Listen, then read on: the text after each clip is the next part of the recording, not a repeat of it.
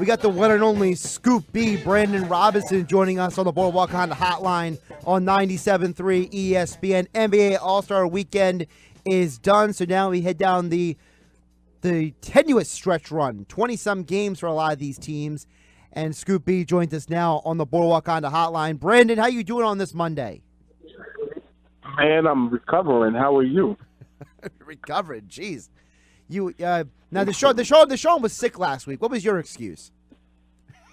I'm still in Charlotte, and it was I heard there was some basketball game that was played in Charlotte or something like that. Sources say. So recovered from a long weekend of mixing, mingling, and spending time with family and friends in between, and trying to, and also actually covering and talking to people throughout the process. A lot of different events going on, and in between the game, went to a couple parties, did a ton of interviews while I was there. So a lot of sleepless nights. I can tell you that on a Friday into Saturday, I was running on 2 hours of sleep on the Saturday during the day. So I slept in yesterday, and Nice. I'm glad to be on the show with you guys. I would have no other way. Well, we appreciate you joining us. So just give us some general takeaways from All-Star Weekend. There's a lot of stuff going on, from newsworthy stuff to guys just doing different things, whether it was stuff on the court, guys doing stuff for charity. What are some of your takeaways from Charlotte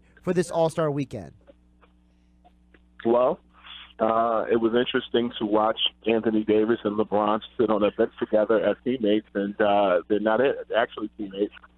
That was interesting. It was great to see Dirk Nowitzki and Dwayne Wade be sent off the right way in their last season. And additionally, I think the world began to see Giannis Antetokounmpo of the Milwaukee Bucks, how talented he actually is. And I will gather that in the second half of the season, I've said this to a few friends, but if he shows out in the All-Star game and he carries that over into the second half of the season, he is an MVP candidate. Everybody pays attention to James Harden, who's a fan favorite, and Paul George is starting to heat up. But Giannis Antetokounmpo was somebody to be reckoned with too. He plays for a smaller market team, but he's the truth, and he's been the truth.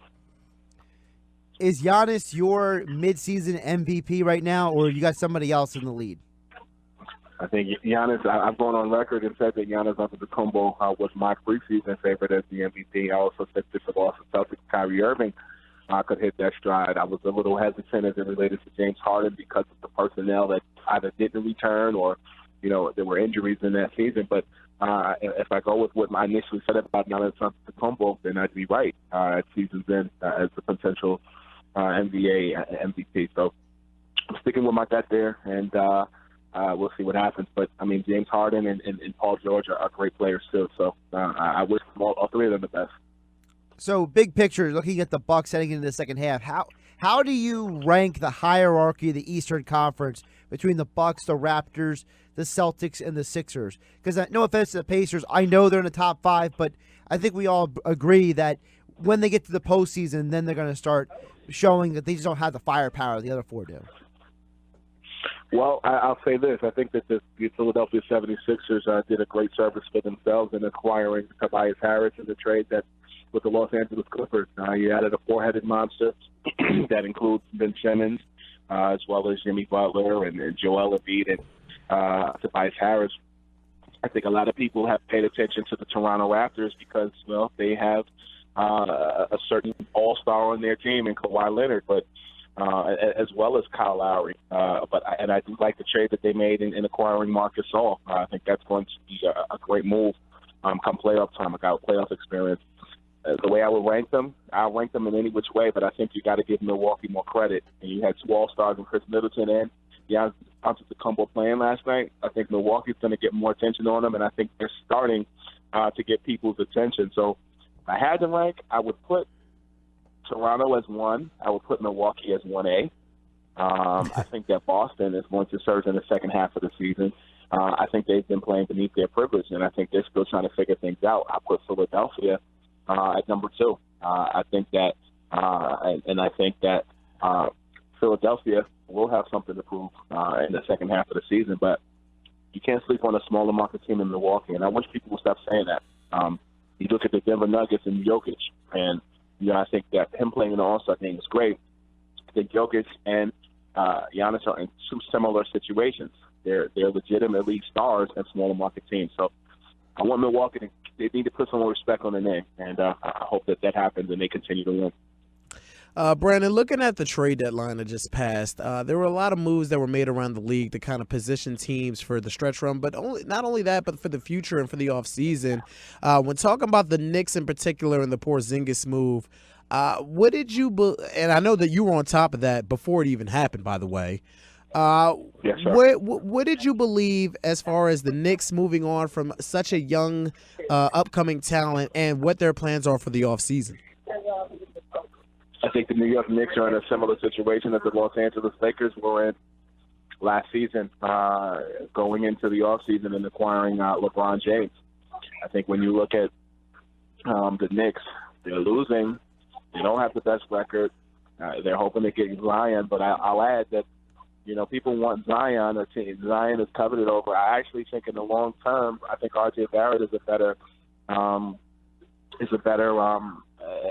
long-term fit. I also think Jay Morant is a guy out of Murray State that is slept on. I think he can legitimately be the next Damian Lillard or the next Russell Westbrook. And, the Knicks have a point guard in Dennis Smith Jr., so I don't know if they really need help there.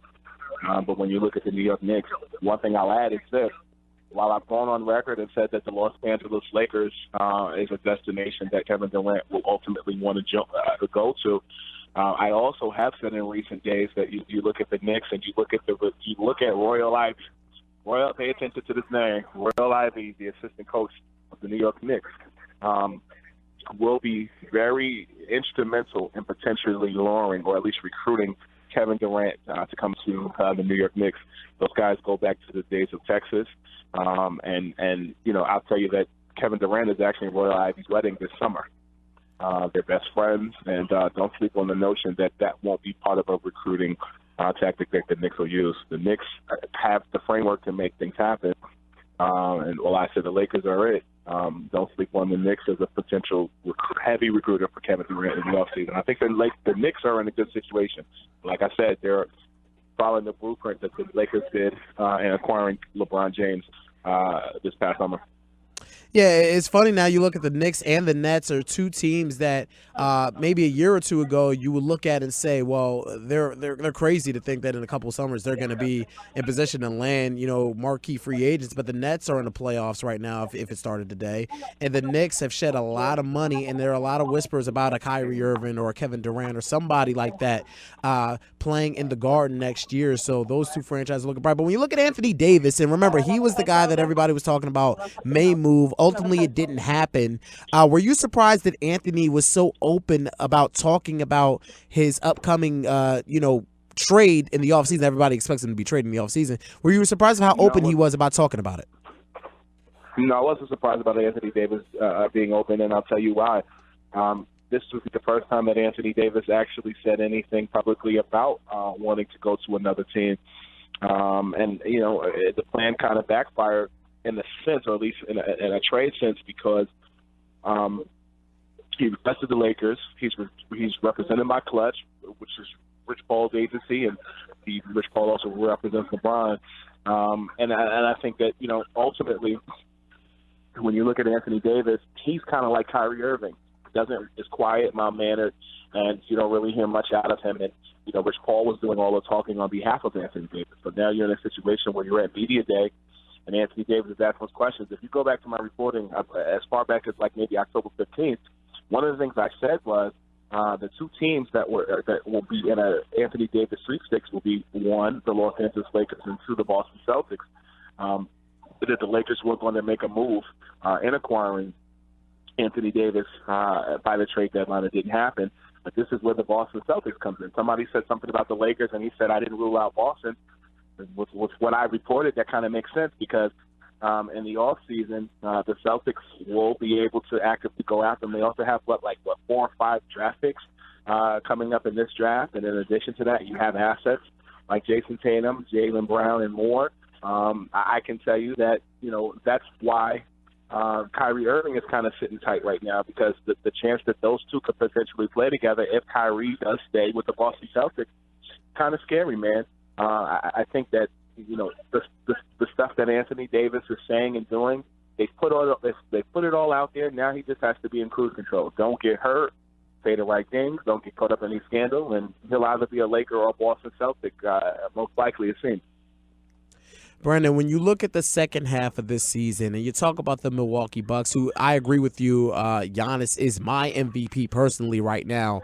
He has his team as the best record in the East. He's taken that mantle of best player in the Eastern Conference post LeBron, with all due respect to Kawhi Leonard. Giannis has been amazing. You look at the moves that the Sixers made. You look at the Boston Celtics drama all throughout, which I do believe at the end of the day they have enough talent to make a run. And obviously we just spoke about Kawhi, but then you look in the West and you look at the Denver Nuggets and Jokic and how he's playing and Jamal Murray. You look at the season that Paul George is having with Russell Westbrook.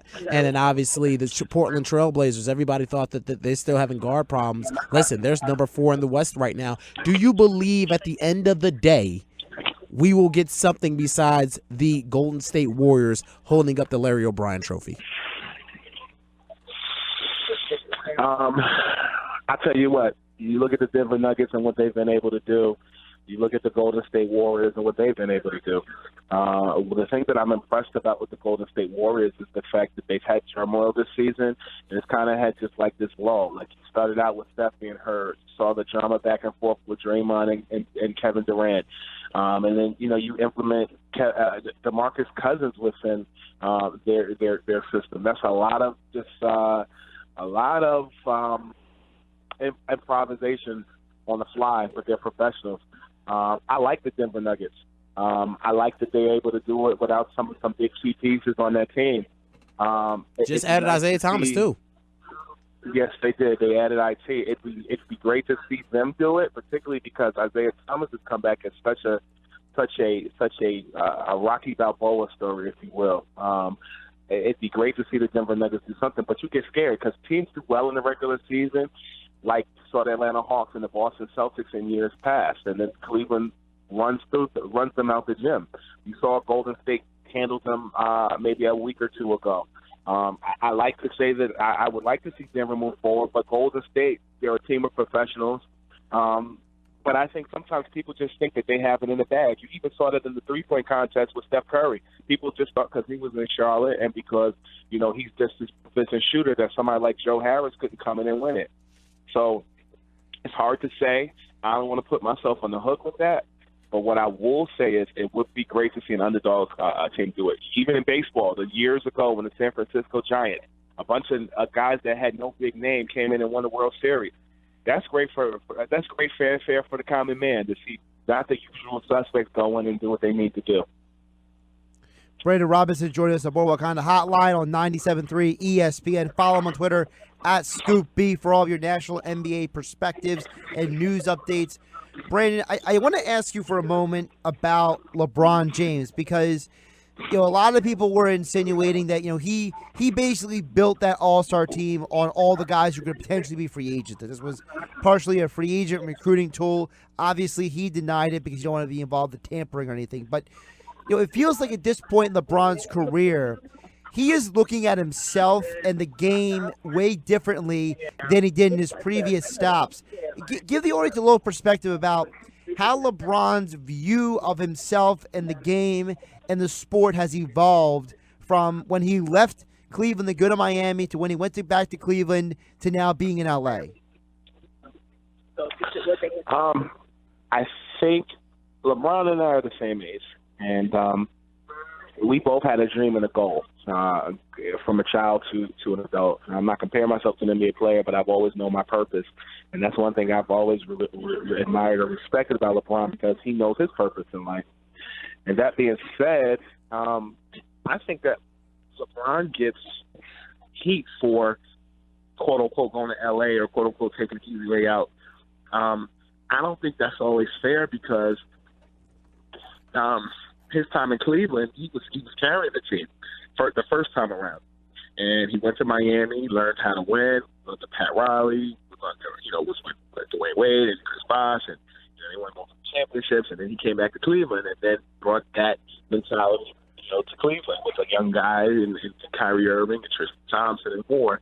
It's interesting that level of intensity rubbed off on Kyrie, and he had his issues with his teammates in Boston. That, be it as it may, LeBron has a lot of mileage on him.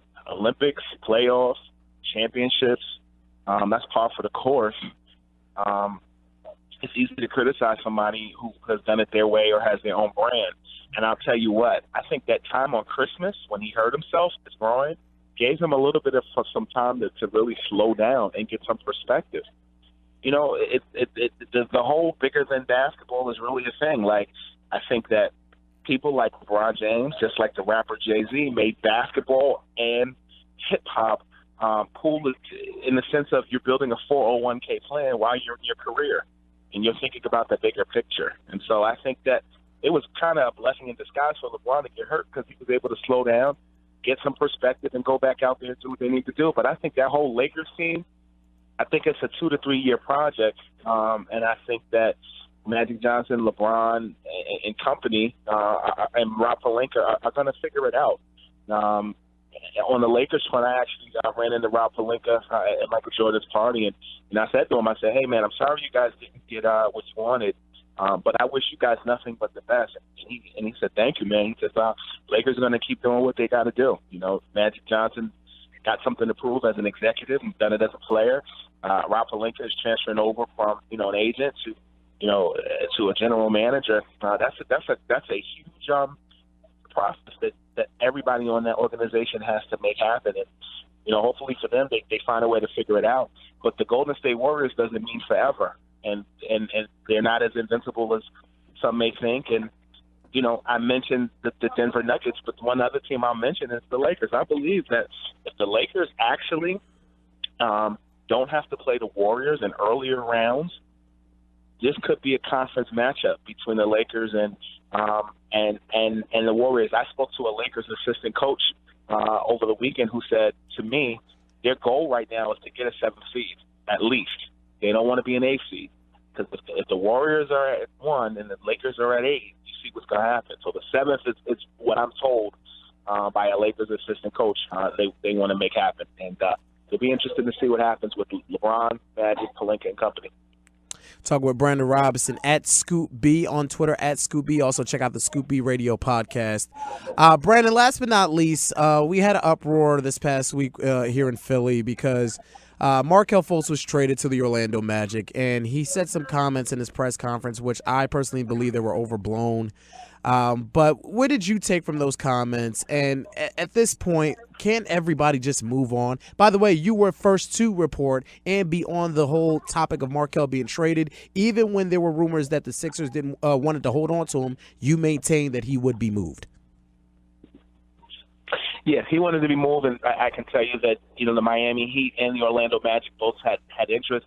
Right before the trade deadline, I had gotten some intel about the Orlando Magic, and ultimately that's what went down. And on a personal note, I actually bumped into Elton Brand. Had never met Elton before. Bumped into him at a party, and I said, "Hey, I'm Brandon Scoopy Robinson." He goes, "Oh, I know who you are." And I said, "Yeah." He goes, "Yeah." He said the Sixers are sending him my tweets, and I don't want to divulge all the information. I respect the confidentiality, but as it relates to Elton and I, he's definitely number one doing his thing as a first-year general manager, and number two, as it relates to Markelle Fultz, I think that Orlando is the best situation for him because it's a smaller market. It's not Philadelphia. It's not the pressure of a Northeast city. And I think that this is the first taste that Markelle Fultz is having of kind of being the man or on a team. I mean, you still have Nikola Vucevic on that team. But, I hope for Markelle Fultz's sake that he gets it right. I hope that, whatever's going on with him, it works. He gets the help or the training or just the mental capacity to make things happen. And I want to see him win. And I think that that kind of gets lost in the translation with everything that's going on. He's still a person. He's still young, and he's a professional basketball player. Honestly, I love his dribble penetration. He has a good shot, but you want to get him back to how he was shooting in Washington. Legitimately, Markelle Fultz could have a comeback season. If it's not the second half of this season, he definitely has a chance to do it next season. And all the comments that he said, I haven't seen everything. I've been so very busy, but I can only imagine in the age of aggregation and sound bites that context is important. He has a fresh start, and maybe just continuing to be quiet and low-key may work for him. And maybe that's a learning experience right before the second half of the season that he'll take, and he'll figure it out. Follow him on Twitter at ScoopB for all your NBA information and news and reporting. He was on the ground in Charlotte this past weekend. Brandon, we appreciate you joining us, even though it's been a busy weekend for you, and look forward to talking to you down the stretch heading into the postseason. My brothers, thank you so much, and make sure y'all also subscribe to the Scoop Radio podcast, Spotify, Apple Podcasts, Google Play, TuneIn app, or visit scoopbradio.com. There it is. He is the man, Brandon Robinson, joining us on the Boardwalk on the hotline on 97.3 ESPN.